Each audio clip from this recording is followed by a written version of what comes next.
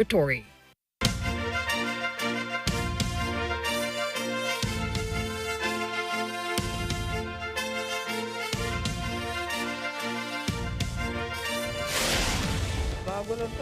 A fire hit the restored Manila Metropolitan Theater this morning.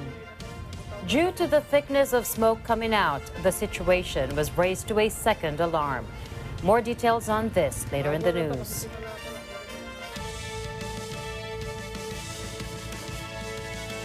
Good evening. I'm CJ Hero. And I'm Nina Richie Yalago Flores. This is Mata ng Agila International.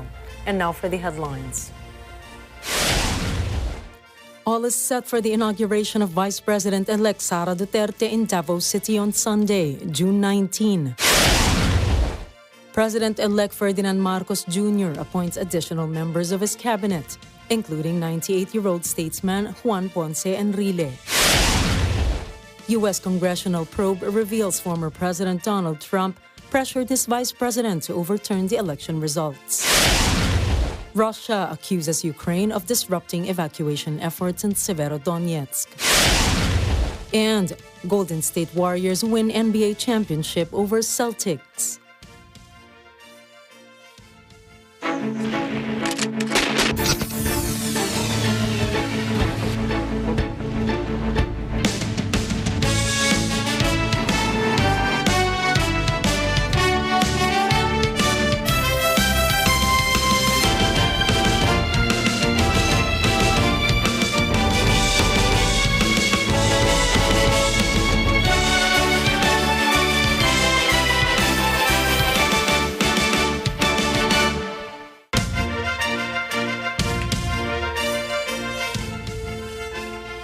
Authorities have cordoned off the San Pedro Square in Davao City, where Vice President-elect Sara Duterte will take her oath on Sunday, June 19.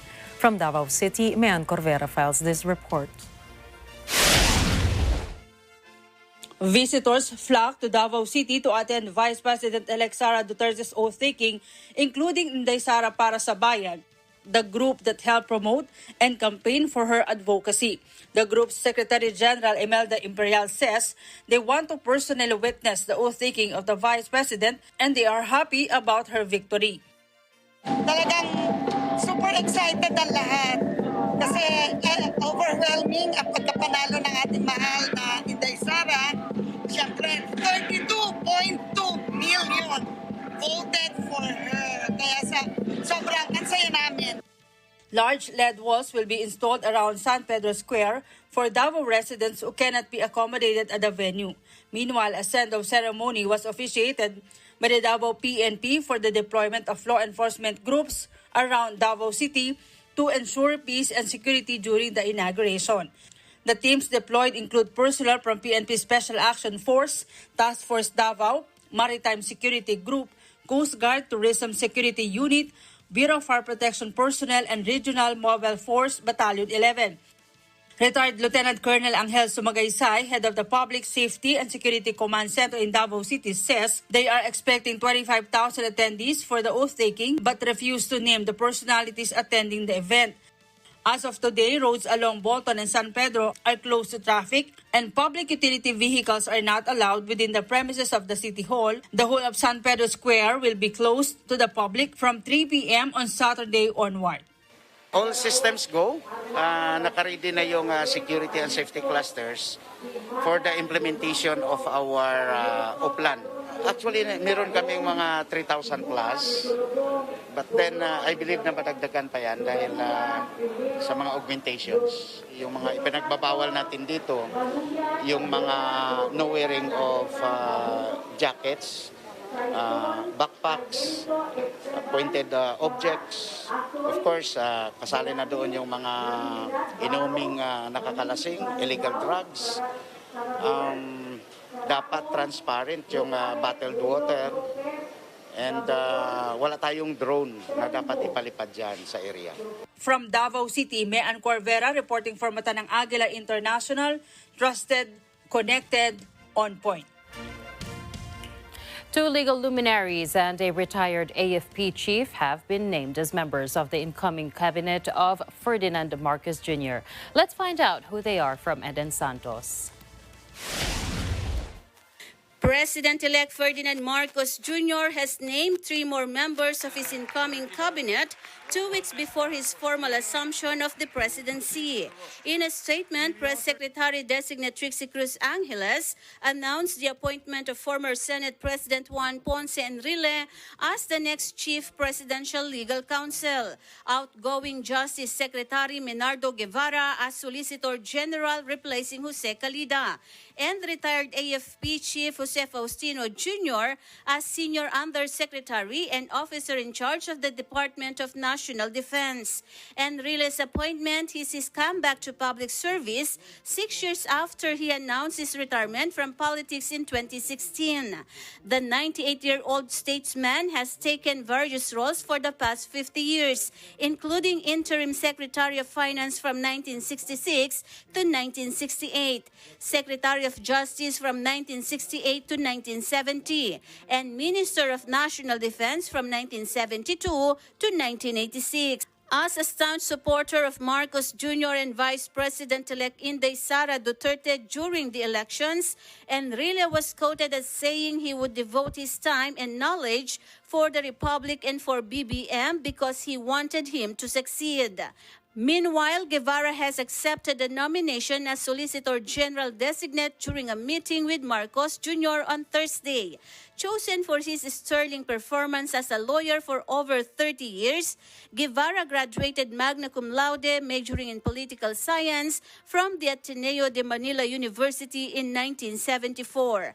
Before his appointment as ad interim Justice Secretary in 2018, he was the Deputy Executive Secretary of President Rodrigo Duterte.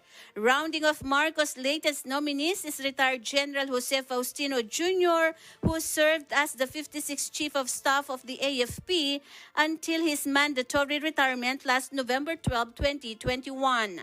For now, Faustino was nominated as Senior Undersecretary and Officer in charge of the Department of National Defense, but he will later assume the role of Secretary on November 13, 2022, in compliance with the one-year ban on the appointment of retired military officers under Republic Act 6975.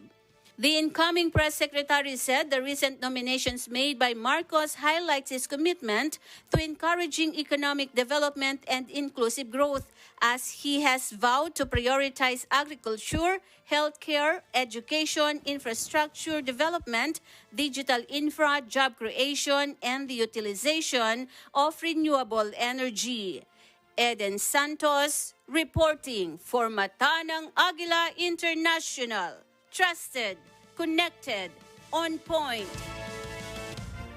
President-elect Ferdinand Marcos Jr. spoke with visiting diplomats in his headquarters 2 weeks before his formal assumption of office. Vin Pascua files this story. Food security and enhanced defense cooperation were among the key issues discussed by President-elect Ferdinand Marcos Jr. and Polish Charge d'Affaires Yaroslav Stepankevich. In a media briefing, the Polish envoy said they discussed the possible extension of cooperation in the defense sector, with Poland manufacturing the Black Hawk helicopters for the Philippine Air Force. Mostly we raise the questions of the food security in the Philippines and the contribution of Poland to assure the food security, and especially in the meat sector.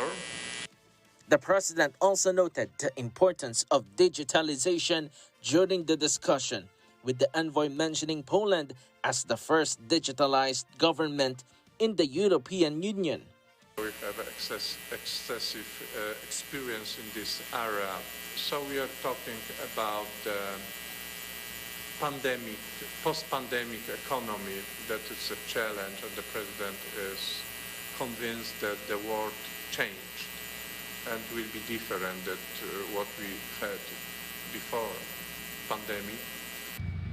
The Russia-Ukraine conflict was also discussed amid the global economic impact of the war.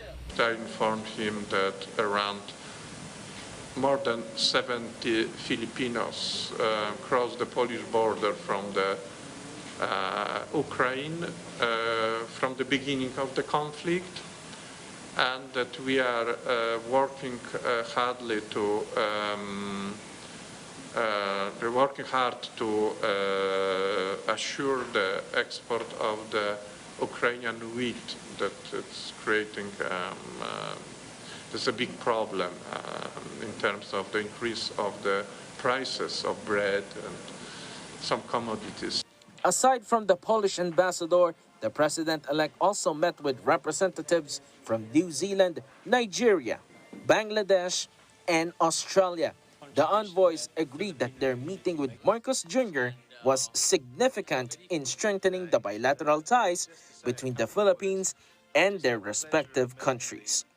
In my discussions with the president-elect, we talked about the nature of Australia's relationship with the Philippines and how it has grown over the last 76 years, in particular, of our diplomatic relationship.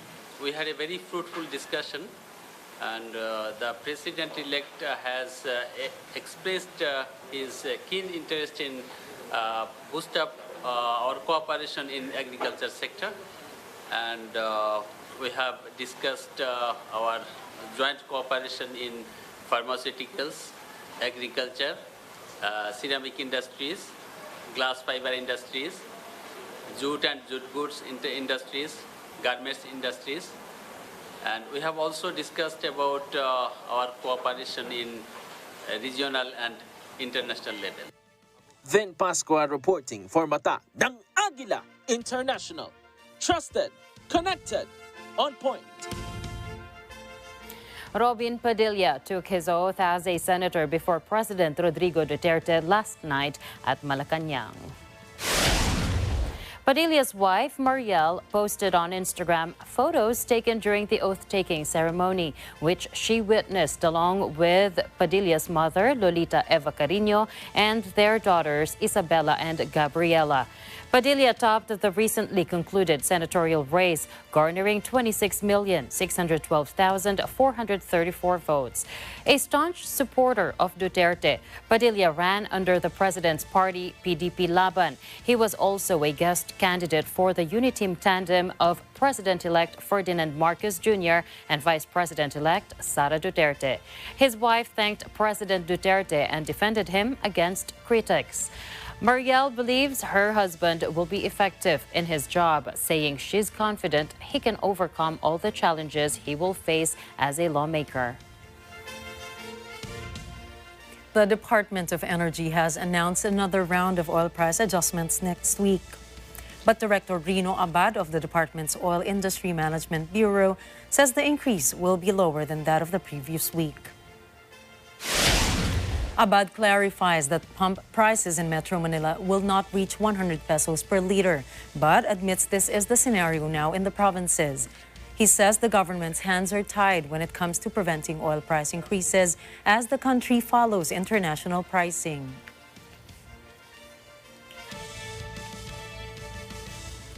President-elect Ferdinand Marcos Jr. is open to making the wearing of face masks optional in public areas. Now, this was disclosed by Presidential Advisor on Entrepreneurship, Joey Concepcion, at the Laging Handa public briefing. Concepcion discussed with the President-elect various issues, including the country's mask mandate. Concepcion said the business sector was in favor of making mask use optional outdoors, but it should remain compulsory indoors. He emphasized that the policy of the outgoing administration could be reversed by the new administration. Masking remains the first line of defense against COVID-19, according to health experts. The Department of Health Technology Assessment Council has recommended giving booster shots to children ages 12 to 17. Health Undersecretary Mirna Cabotaje, who is also the head of the National Vaccination Operations Center, or NVOC, says the guidelines for this will be issued next week. As of now, individuals ages 18 and above are the only ones allowed to get their first booster shot, while health workers, senior citizens, and immunocompromised individuals are entitled to a second booster shot. Kabutahe clarifies that no recommendation has been made to give second booster shots to the general population. Health Secretary Francisco Duque says the country has 69 million fully vaccinated Filipinos, but only 20% of them have received their booster jabs, meaning over 55 million Filipinos who are qualified to get their first booster shot have not availed of it. As part of the intensified vaccination efforts of the government, the Health Department launched a Back to Vax Champion COVID-19 vaccination ramp-up event in a mall in Quezon City to get the majority of Filipinos vaccinated. Coming up, Day 3 of U.S. Capitol riot hearings focuses on Trump's relentless pressure on his then Vice President. Ukraine threatens to destroy Europe's longest bridge. And China launches third aircraft carrier, advancing naval ambitions. More stories from around the globe when Mata ng Agila International returns.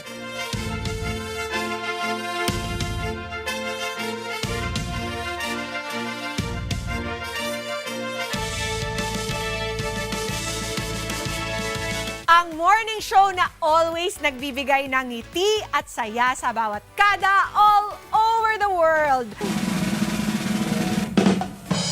Tara na't ma-inspire at ma-amaze sa kwento ng mga bawat kada na nagwagi sa anumang hamon at pagsubok ng buhay. Itago na mga remote control at tumambay lang dito sa paborito niyong barkada sa umaga, ang Kada Umaga! Dahil kayo ang bida dito. Abangan sa Lutong Dasa. Budol fight! May chicken inasal, inihaw na liempo, nilasing na hipon at ensaladang Pinoy. Saan ka pa? At makakasama natin ang sweet na mag-asawa ni sina Billy Joe Crawford at Colleen Garcia. Kainan na!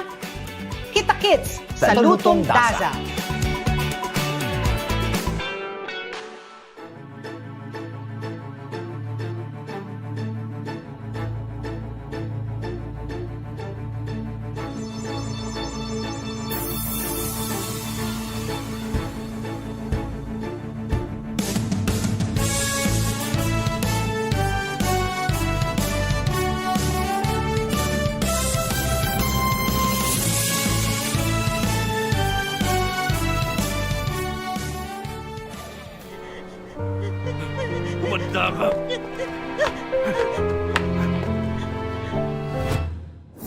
Isang sugat mula noon.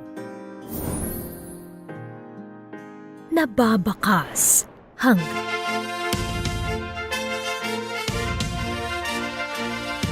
You are still watching Mata ng Agila International.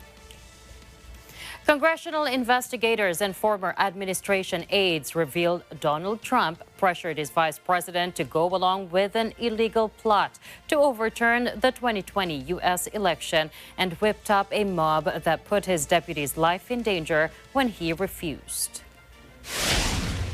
The House committee probing last year's attack on the U.S. Capitol detailed how the former president berated Mike Pence for not going along with a scheme both knew to be unlawful. This was even after being told violence had erupted as Congress was meeting to certify Joe Biden's victory.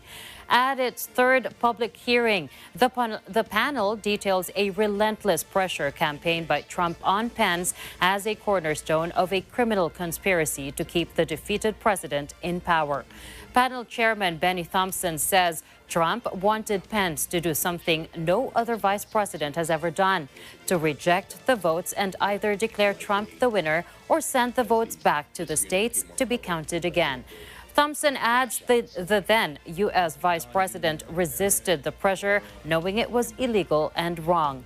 Committee Vice Chair Liz Cheney says Trump's lawyer, John Eastman, was the architect of the nonsensical plot, pushing the scheme aggressively despite knowing it to be unlawful.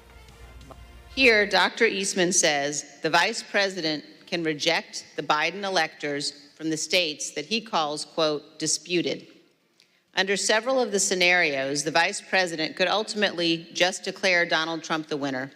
regardless of the vote totals that had already been certified by the states. However, this was false, and Dr. Eastman knew it was false. In other words, it was a lie. In fact, on December 19th, the Vice President did not want to take any chance that the world would see the Vice President of the United States fleeing the United States Capitol. He was determined that we would complete the work that we had set out to do that day, that it was his constitutional duty to see through, and that the rioters who had breached the Capitol would not have the satisfaction of disrupting the proceedings beyond the day on which they were supposed to be completed. The committee shows testimony from Pence's General Counsel Greg Jacobs saying Eastman admitted in front of Trump 2 days before the riot that his plan would violate federal law.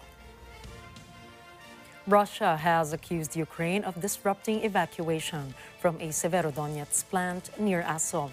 Igor Kazanov of RT News reports. An industrial area the size of a small city. Ukrainian troops sheltering in its catacombs, mingling among civilians who aren't allowed to leave. If you're getting the Azovstal flashbacks, you're totally right. This is the Azot plant in Severodonetsk, where recent history is repeating itself.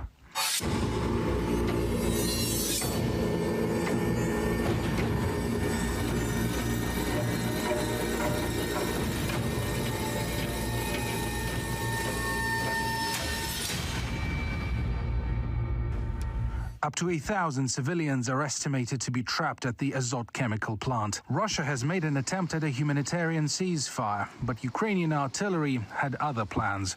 This was the Ukrainian forces' last bastion, last holding ground just outside of Severodonetsk and, well, just outside of the industrial zone of the Azot plant, which is, by the way, just about a kilometer away from here. This is from where they fled over there, joining other regiments and joining civilians who are being effectively held hostage there. The ceasefire was botched as Kiev forces shelled what was supposed to be a humanitarian corridor, also hitting it with tank rounds.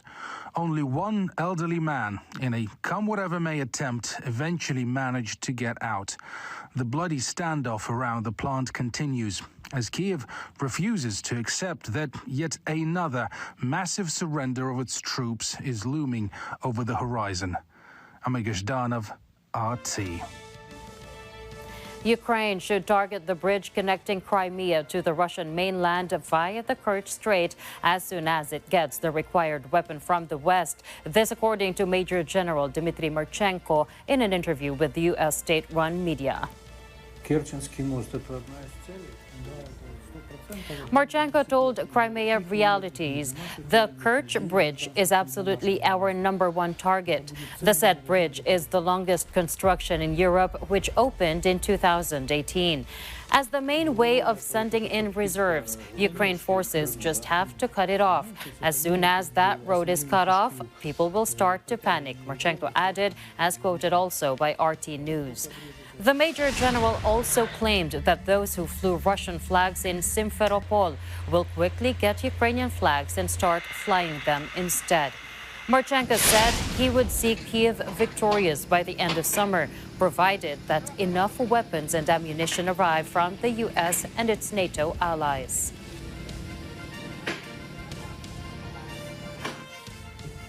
The extent of death and destruction in Ukraine's port city of Mariupol suggests serious international law violations. Speaking before the UN Human Rights Council in Geneva, United Nations Rights Chief Michelle Bachelet painted a grim picture of one of the bloodiest chapters so far in Russia's war in Ukraine. Despite our attempts at verifying, it is not clear to what extent the parties to the conflict comply with the principles of distinction, proportionality, and precaution. Civilian survivors share varying accounts, but most reported that military positions were often placed in the immediate proximity of civilians and civilian objects. Attacks on those positions were common practice. The harm to civilians was extensive. Muchas gracias, Alta Comisión. I thank the High Commissioner. Bachelet says the intensity and extent of hostilities, destruction, death, and injury strongly suggest serious violations of international humanitarian law and international human rights law. Russia declared victory in May in its months-long operation to capture Mariupol after Ukraine ordered the last of its troops holed up in the city's steelworks to lay down their arms. The European Union's most powerful leaders embrace Ukraine's bid to be accepted as a candidate for EU membership in a powerful symbol of support in Kyiv's battle against Russia's invasion. At the conference, French President Emmanuel Macron assures Ukrainian President Volodymyr Zelensky that Ukraine has Euro's support and will do so as long as it's needed. C'est le premier message que je voulais adresser aux côtés de mes homologues. L'Europe est à vos côtés, elle le restera autant qu'il le faudra, jusqu'à la victoire qui aura le visage du retour de la paix dans une Ukraine libre et indépendante. Le visage opposé aux conséquences de la barbarie que nous avons vues ensemble ce matin à Irpin. Macron also calls on Russia to accept that the United Nations organize the export of cereals from Ukraine in order to find a solution to the world food crisis. The United States urges Russia to treat any American volunteers captured while fighting alongside Ukrainian troops as prisoners of war. State Department spokesman Ned Price says the U.S. can't confirm details, but is aware of unconfirmed reports of captured Americans. As of today, we have not raised this yet with the Russian Federation. If we feel that such outreach through our embassy in Moscow or otherwise would be productive in terms of finding out more information on the whereabouts of these individuals, we won't hesitate to do that. Our message to them is that those members of the Ukrainian Armed Forces should be treated as POWs. Anyone captured on the battlefield should be afforded these same basic and fundamental guarantees.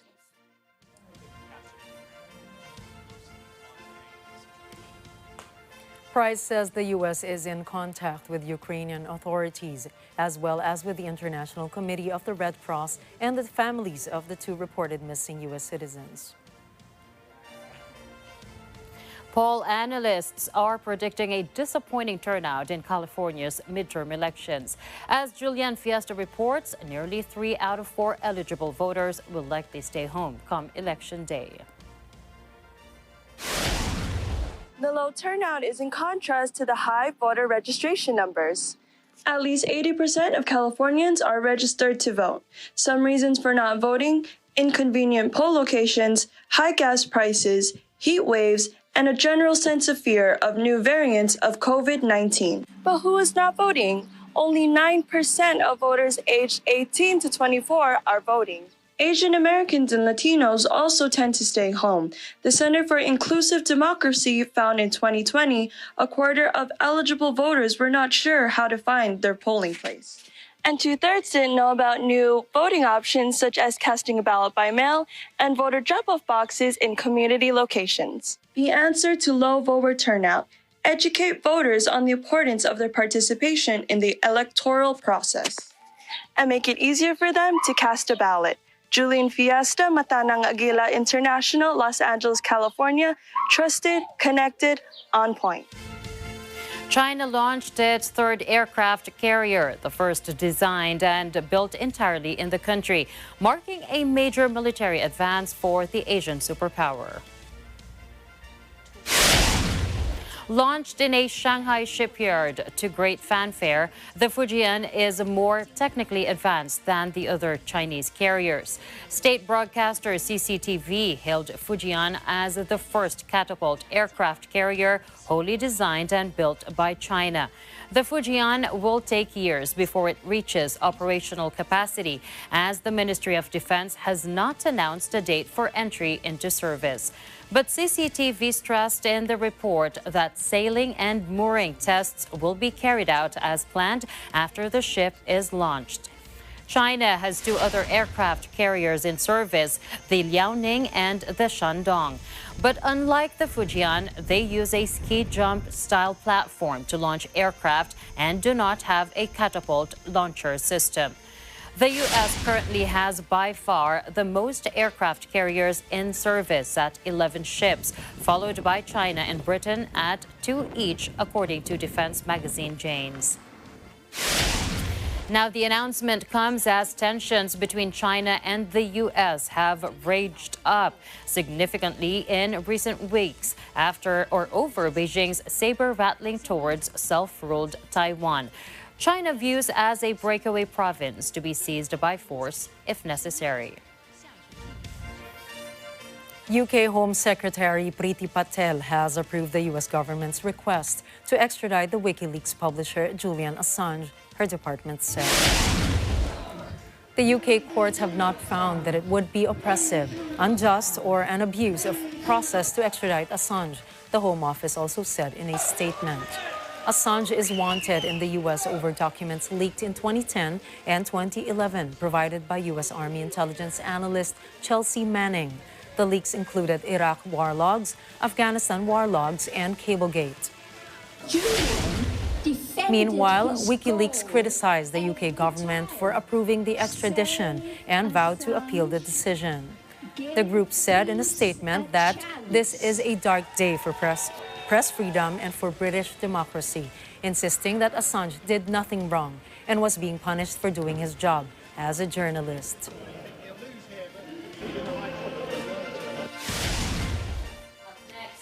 Samoa's Prime Minister says the Pacific can deal with its own security issues.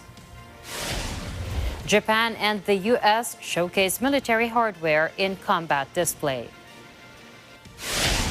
And fire hits portion of the iconic Metropolitan Theater in Manila. Find out more about these stories when Mata ng Agila International returns.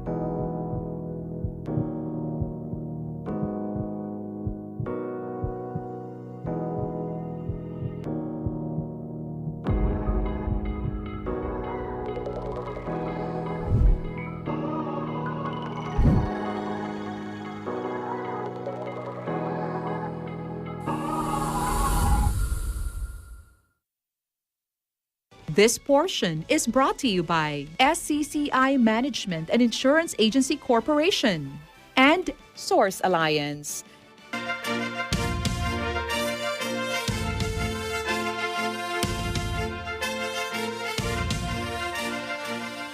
We are back on Mata ng Agila International. In response to the concerning spread of monkeypox, Toronto in Ontario, Canada, offers vaccination to high-risk individuals. Yolanda Aspiras reports.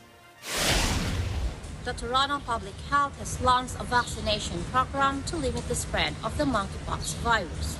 Over the upcoming weeks, vaccination will be offered to contacts and individuals who are at a high risk of exposure to monkeypox.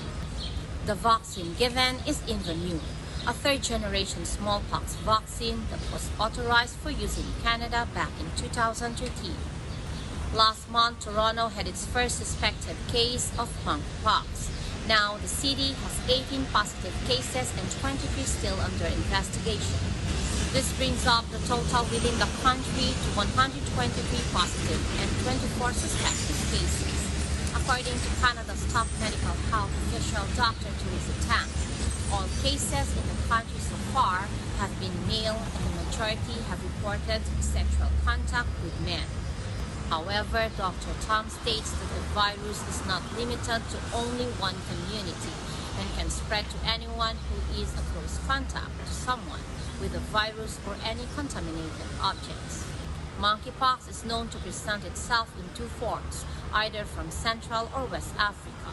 The Central African form is known to be more severe, but recent cases so far have been due to the West African form. Countries that are not endemic to the virus are reporting cases, which is highly unusual. This suggests that the virus has increased in transmissibility. However, it remains much less transmissible than COVID-19. Yolanda Aspiras, Mata ng Agila International, Toronto, Ontario. Trusted, connected, on point. In an online press conference on the risks of the monkeypox outbreak, WHO Regional Director for Africa, Dr. Matshidiso Moeti, urges the need to avoid a repeat of the inequities Africa experienced in respect of COVID-19 response. This is clearly an unusual situation that is affecting more and more countries. So soon after the inequities Africa experienced in respect to COVID-19 response, we recognize, of course, that we cannot afford any potential repeat and need to be adequately prepared. So WHO is convening an emergency committee on monkeypox next Thursday, the 23rd of June, to assess whether this outbreak represents a public health emergency of international concern. As WHO in Africa, we're already ramping up. Moeti says WHO in Africa is already ramping up support to countries to urgently increase testing capacity for monkeypox. She says the health agency is in the process of procuring thousands of tests for the continent. As far as the vaccine is concerned, Moeti says one of the newer and safer smallpox vaccines has been approved for the prevention of monkeypox. Now, although the WHO is not recommending mass vaccination at this stage, Moeti says it must be ensured that everyone is ready should the need arise. Samoan Prime Minister Fiame Naomi Mataafa said Pacific security issues should and can be dealt with by countries in the region, adding that China remained an attractive economic partner given its size. China's growing influence in the Pacific and the potential of militarization in the small island nations scattered across the South Pacific has concerned neighboring Australia, New Zealand, and the United States. Mataafa added and pointed out an upcoming Pacific Islands Forum leaders meeting would deliberate whether there is more to be done for the security front so other island countries won't feel they need to look outside the region. The forum represents 18 island states spanning the Pacific's three cultural and geographic groups of Micronesia, Melanesia, and Polynesia, as well as Australia and New Zealand. Mataafa particularly noted that there is a whole shifting of geopolitical arrangements. She cited as example the creation of AUKUS, a security grouping announced last year that includes Australia, the United Kingdom, and the United States. Mataafa felt a consultation among South Pacific countries should have happened concerning the trio's decision. She also raised the matter to Australian and New Zealand leaders whether, as Pacific countries, they keep in mind their Pacific family when discussing politics with countries such as United States and China. Japan and the U.S. showcased their military cooperation during a combat display at the Pacific Amphibious Leaders Symposium 2022, which was attended by service members from 18 countries. Following Russia's conflict with Ukraine, Japan is reassessing its defense position and boosting spending.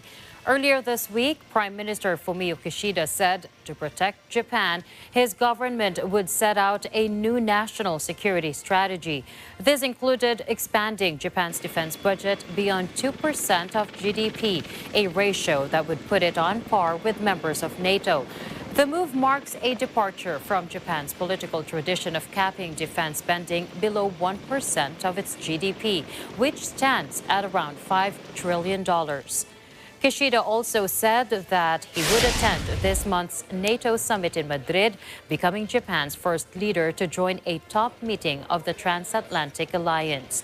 The Japanese Prime Minister stressed that he intends to highlight the link between security concerns in Europe and Asia at the NATO summit.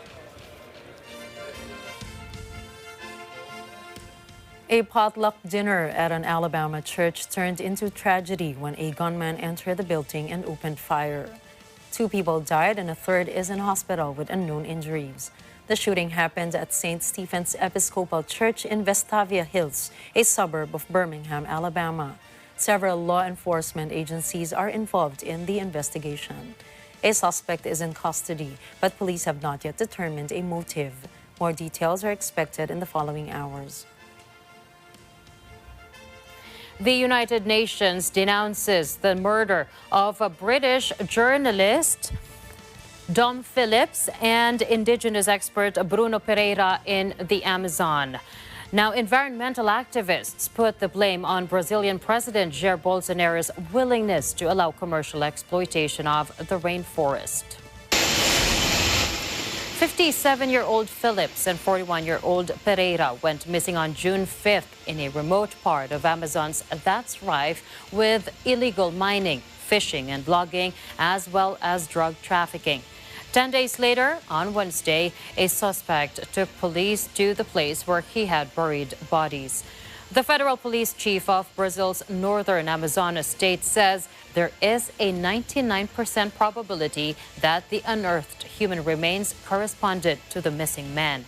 They had apparently been shot.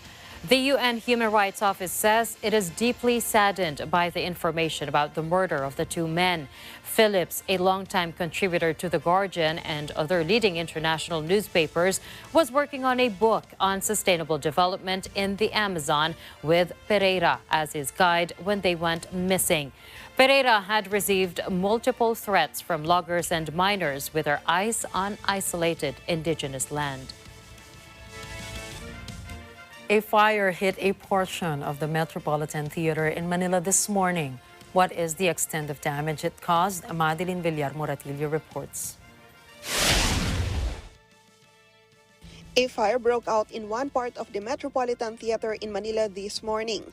The blaze started past 8 a.m. and was immediately extinguished and declared under control at 9:41 a.m. The fire, which reached the second alarm, damaged the storage of the Met and burnt 50 old chairs. Lieutenant Sunny Lacuban of the Bureau of Fire Protection said no injuries were reported, and the damage caused was still being assessed. Investigators are also looking into the cause of the fire, although initial report says that someone was welding near the storage when the fire started. The National Commission for Culture and the Arts, or NCCA, which immediately inspected the area, says events will proceed as scheduled since the main theater is intact. Tuloy pa rin ang palabas sa Met. So ngayong linggo nga, meron kaming film showing na kung saan yung restored na film na Oro Plata Mata ay gaganapin dito sa linggo. So this is still part of our celebration sa June na Heritage Month. The restoration of the Met began in 2017 and continues to this day. Despite the blaze, NCCA assures the public that the renovation work at the theater is unhampered. Pero wala namang damage na nangyari dito sa tanghala natin. At sabi ko nga, phase 3 siya kasi this is a progressive restoration. So phase 1, phase 2, nasa phase 3 na tayo. So yung mga wings na ngayon ang inaayos. Madeline Villar-Moratillo for Mata ng Agila International. Trusted, connected, on point. Still here in the Philippines, the preliminary investigation into the viral hit-and-run incident in Mandaluyong City started today, but the suspect did not show up. Mar Gabriel has the details. It's a no-show for Jose Antonio San Vicente, the driver who ran over a security guard manning the traffic in Mandaluyong City at the preliminary investigation set by the Mandaluyong Prosecutor's Office. Only his lawyer, Attorney Danny Macalino, attended the preliminary probe, where he asked for a copy of the formal complaint as basis for his client's counter-affidavit. The victim, Christian Joseph Floralde, was disappointed by San Vicente's absence. Despite having difficulty in walking, Floralde attended the preliminary probe to make a sworn statement. The victim's counsel, Attorney Federico Biolena, said they submitted to the prosecutor all evidence against San Vicente. The prosecutor reset the preliminary investigation for June 23 for San Vicente's submission of counter-affidavit, requiring him to be present before the fiscal's office. Mar Gabriel, for Mata ng Agila International. Trusted, connected, on point. Coming right up, Elon Musk sued for $258 billion over alleged Dogecoin pyramid scheme. Warriors crowned 2022 NBA champions after winning Game 6 versus Celtics. And in entertainment news, Disney offers global travel package to all 12 of its parks for $110,000. Mata ng Agila International will return after this short break. Don't go away.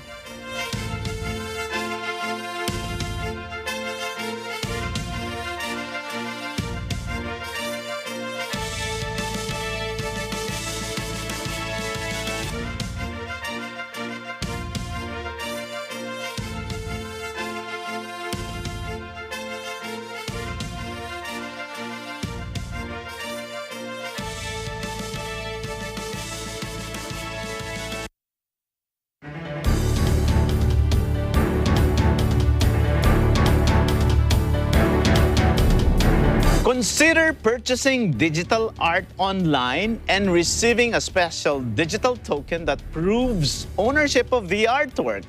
This is how NFTs or the non-fungible tokens work. Pero paano nga ba natin malalaman ang mga bago pa lang sa mga larangan ng NFT at crypto kung ano ang mga dapat isaalang-alang dito?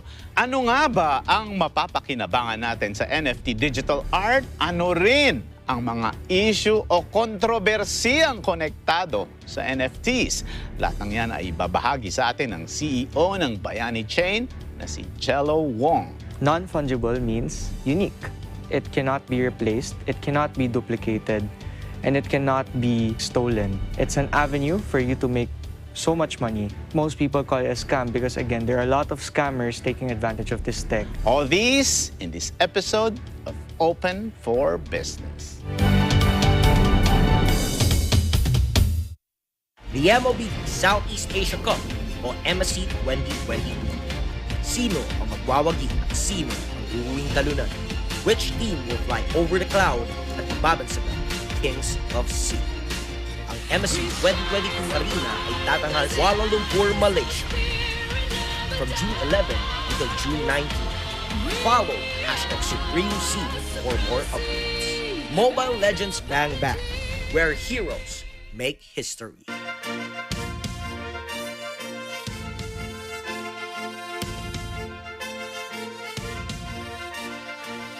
And we're back with more stories here on Mata ng Agila International.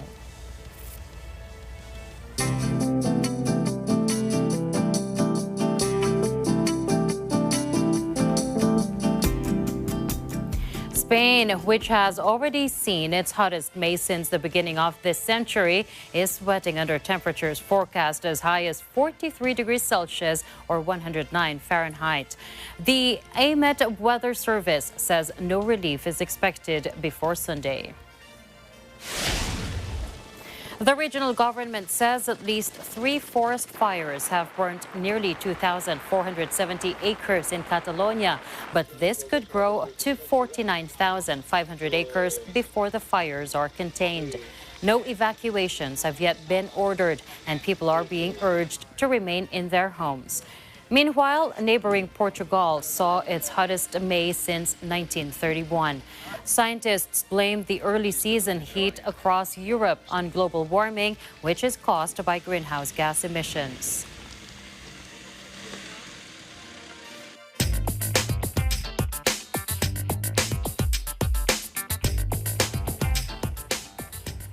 Tech billionaire Elon Musk was sued for $258 billion by a Dogecoin investor who accuses him of his companies of running a crypto pyramid scheme.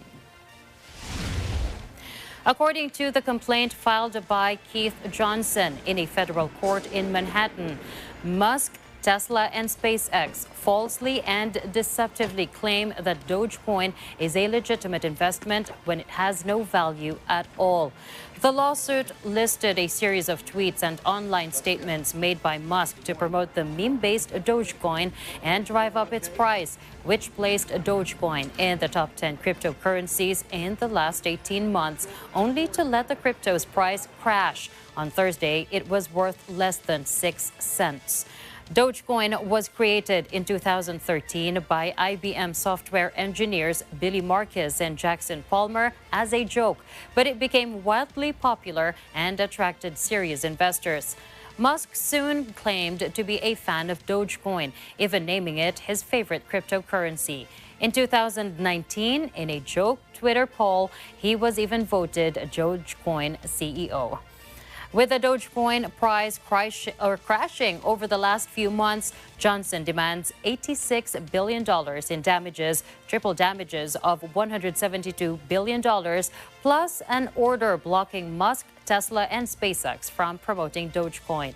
The lawsuit further reads that Dogecoin is simply a fraud whereby greater fools are deceived into buying the coin at a higher price. Soon-to-be Twitter owner Elon Musk has responded to conversations among employees of the social media platform after the company's town hall meeting. Musk learned of the comments against him after Project Veritas leaked Slack messages from a group with 8,500 members.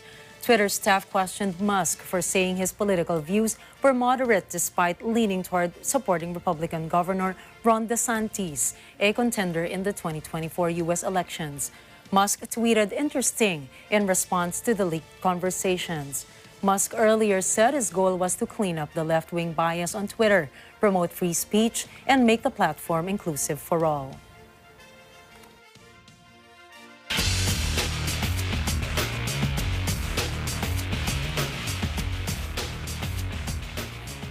The Golden State Warriors are back on top of the NBA world. This after the team earned a 103-90 Game 6 win over the talented Boston Celtics. Coming into yesterday's contest with a 3-2 Warrior series lead, the Celtics fought hard to avoid elimination on their home court. Stephen Curry and the Warriors, though, proved too much to handle, becoming just the second visiting team to earn the trophy on Boston's home court. This marks Golden State's fourth championship in the last 8 NBA seasons, cementing their place as a dynasty in the league. 2 years ago, the Warriors had the worst record in the NBA. This year, the core trio of Curry, Klay Thompson, and Draymond Green lead a strong group of young and veteran players to win another championship. An emotional Steph Curry hoisted up the NBA Finals MVP award for the first time in his impressive career. With this win, Warriors head coach Steve Kerr has a total of 9 championship rings, 5 as a player and 4 as a coach.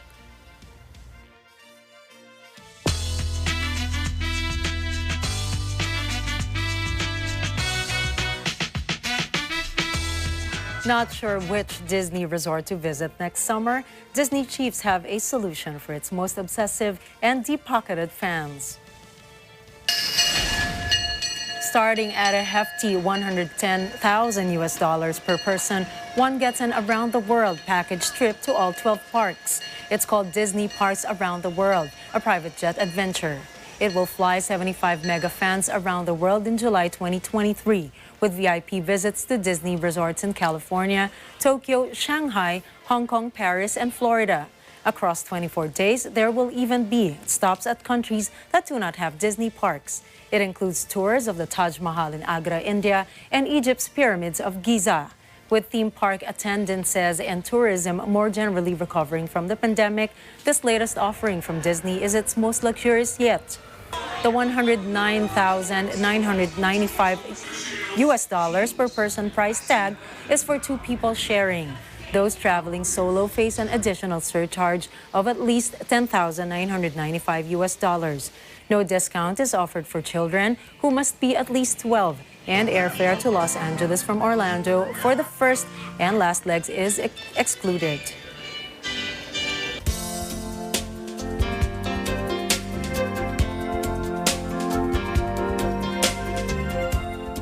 History can help us navigate these extraordinary times. Consequently, here's your dose of historical happenings on this day.